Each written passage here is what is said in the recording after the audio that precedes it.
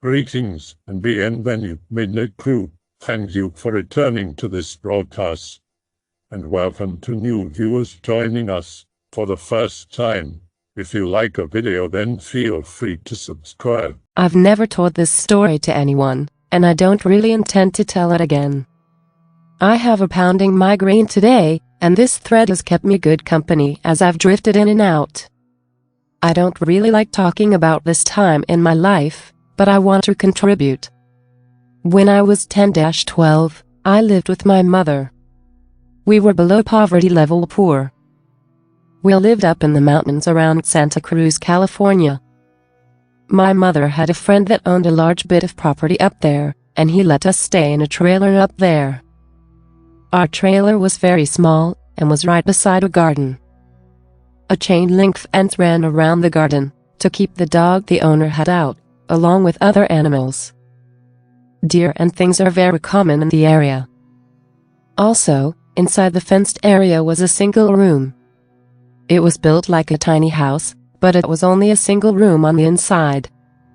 This room had electricity, and since our actual trailer didn't, I spent a lot of my time in there. I was super into video games. Continued. Sorry, this story will be fairly long. I am bad at not writing a lot. I just want to tell it right, if this will be the only time. Taking on a random name so I can be easily identified in this thread. There was one thing you should know right now. This small fenced-in area was only a small part of the property, but most of it was heavily forested. Also, I refused to leave the fenced area, because the owner's dog had been mistreated by children in the past and was very sketchy towards me all the time. If I was alone, it would bite at me, even through the fence. The fence was tall, at least 7 feet high, and wasn't movable though. So as long as the gate was closed, I was safe. That said, tiny bit of the property. There's no one else around for miles and miles. Now, I tell you all this, because I think it is important you understand what kind of scene this was before I really get into this story. We have a fenced-in location that seems fairly safe. It contains a trailer and a single room with power that is not connected to the trailer. Nothing else around for miles. My mom's van is parked out in front of the gate to the fenced-in area, and a single unpaved road runs from this garden for about a mile to the main house. Now then, I brought friends up there to sleep over here and there. We all thought it was pretty cool, you know? Like camping out, sort of. Besides, we would get our own room to stay in, to play video games all night long. It was like a dream come true. The downside was simple. When it got dark out, it got really dark out. No city around, and the trailer would not be lit up. There was no bathroom to use in the room, and you would have to walk through the dark garden in order to get to the trailer to use it.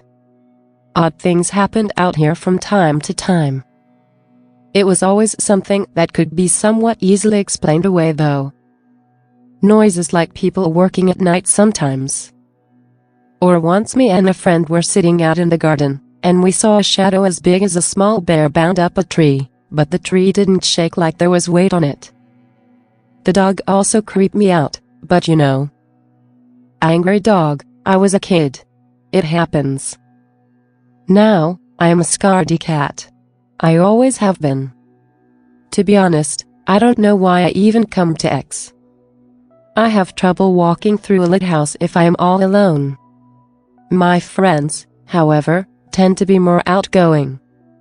Just the kinds of people I get along with. This time I had a friend over. His name was Jacob.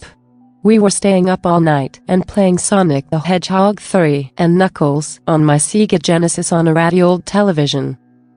We started playing as the sun went down, and by the time we were finishing up the game it was about 2 a.m. That's when we heard it. We turned off the game getting ready to find something else to play. There was a rumbling in the woods behind the room we were in. Like somebody was rolling something really heavy around. We hadn't heard it before because the noise from what we were playing was loud. Immediately I had goosebumps. Jacob was not really worried about it, but it's not like there was someone else's house or yard right over there. It was forest for miles, and it sounded like someone was constructing something or some shit. Dragging or rolling something really big. Eventually Jacob convinced me to just play some more games. I agreed on the condition that we turn the volume down so we could hear if something happened. We started playing, and I didn't even notice the noise stop because I was getting engrossed. A couple hours later, Jacob said he had to use the bathroom. I was feeling fine by then, so I was fine when he left to the trailer to relieve himself. He was taking a while, so eventually I decided I was going to go check on him. Besides, I could use the bathroom and grab a snack while I was at it. I opened the door to leave, and he was just standing at the doorway. Right outside the door, facing it. Scared the shit out of me. I asked him what he was doing, and he just stood there, blocking the exit. I realized he must have sneaked up to the door, because I could hear him walk away from the room, but I hadn't heard him walk back up to it. It was super quiet out there without the noises of the city. I should have been able to hear. He refused to say anything or respond. He just stood there. I told him he was really creeping me out. But it was not unlike him to try and scare me like this. Finally, I decided to just go to the trailer and use the bathroom myself. Partially because I knew my mother was asleep in there.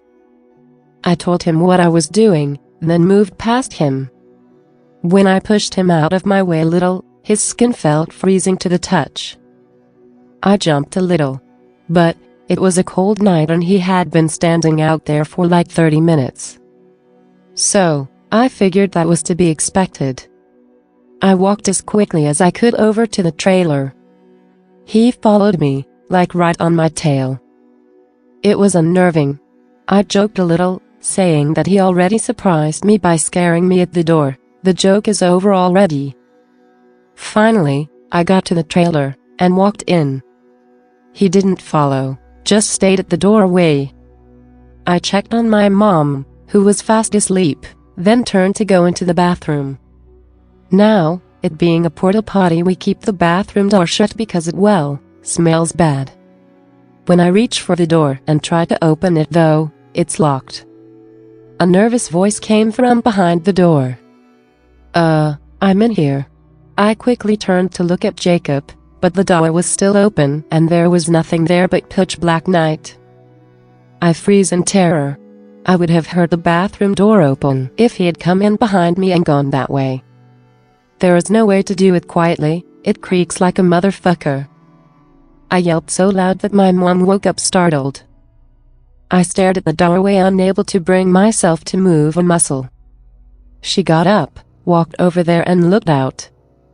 Not seeing anything, she closed the door and asked me what was wrong. By now, Jacob was coming out of the bathroom and acting perfectly normal, but a bit confused. I explained what had happened. Jacob said he was just taking a long time in the bathroom, basically. Neither of them believe me at all, no matter how much I insist. My mom is sure that I just got sleepy and imagined it. Jacob thought I was trying to prank him.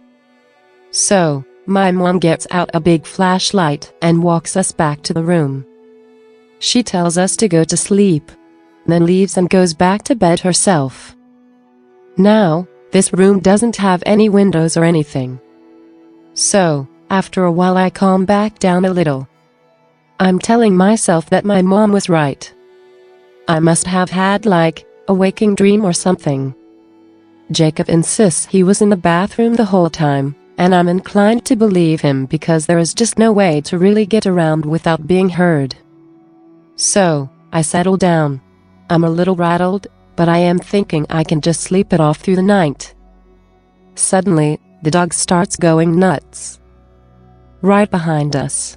The room is up against the fence, so the dog must have been like, right behind the room on the other side. I felt like I jumped so high I was surprised I didn't hit the roof. Jacob's laughing at me like, ha, dog barking at a squirrel or some shit, and you are shitting yourself. It keeps going like that for a long time though. Suddenly the barking stops and gets replaced by whimpering. We hear the dog run away. There are about 45 seconds of silence before we hear something new. A small scratching sound on the back wall of the room. We both try to be as silent as we can. Eventually it stops. After 5 or so minutes of silence, Jacob decides to be brave. He insists he is going to go get my mother up, tell her something crazy is going on, and we were going to go from there. With some kind of divine adult protection, no doubt. I wish he wouldn't leave me alone, but there is no way I am going out there. Never ever. He arms himself as best he can with a tennis racket we had in the room with us. Then he takes a couple deep breaths and opens the door and dashes out. I close it as quick as I can behind him. In less than 30 seconds, I hear a scream. Not long after, the door flies open, and he comes back in looking pale as a ghost. He's breathing like he just ran a marathon. His eyes look as big as dinner plates. I ask what is going on like 4 times before he finally starts getting words out. He tells me he walked out there, and as he was walking through the garden as quick as he could, he saw my mom just standing there. He tried to talk to her, but she stared at him with a blank expression. Getting super creeped out because of what happened to me earlier, he took a couple more steps towards her, telling her that he thought something was in the woods.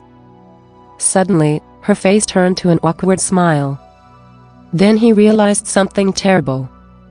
He hadn't noticed sooner because of the darkness and how much of a hurry he had been in.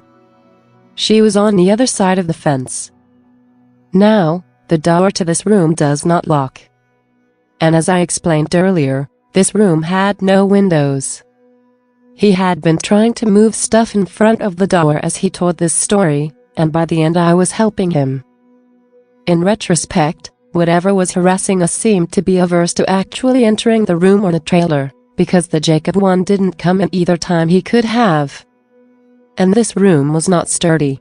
Either way, we stacked everything we could against the door, thinking somehow that, like cartoons, this would totally definitely keep the creature out. For the rest of the night we heard scratches coming from all around the room. I cried. Jacob looked like his mind had left his body with fear. At one time I thought I heard it speak too. I heard from right next to where I was resting against the wall, in my mother's voice, quietly. The same exact phrasing and intonation she had used earlier in the night. "What's wrong?" followed immediately by, "Go to sleep. The sun must have come up eventually." The scratching eventually stopped. We heard my mom come to get us, this time actually hearing footsteps. We absolutely refused to leave the room. My mom had to go get the property owner and have him take the door off. When we saw that it was actually her, I burst into tears again. We never had any experiences like these again, and eventually moved away. But that night still haunts me. I still refuse to go out at night unless I am with a bunch of people, and I will never ever live in the woods again. Anyway, hope you all enjoyed hearing about this. If you want to make an image and repost it, feel free. I probably won't tell this again though. Thanks for listening. What's wrong? Followed immediately by "Go to sleep." Ah fuck, I'm shivering. The worst part was it was a completely different intonation. Kind of like taking 2 different sentences out of 2 different scenes in a TV show, of the same person talking and then clipping them together. Ugh. Words cannot describe how fucking eerie it was. If I was not all drugged up on pain meds due to this migraine right now, I would be beside myself having to even talk about this. I hope that you enjoyed tonight's broadcast. If you enjoyed tonight's story, then please subscribe to the channel as more Greentext will appear daily. A new broadcast will appear when the clock strikes midnight Central Time.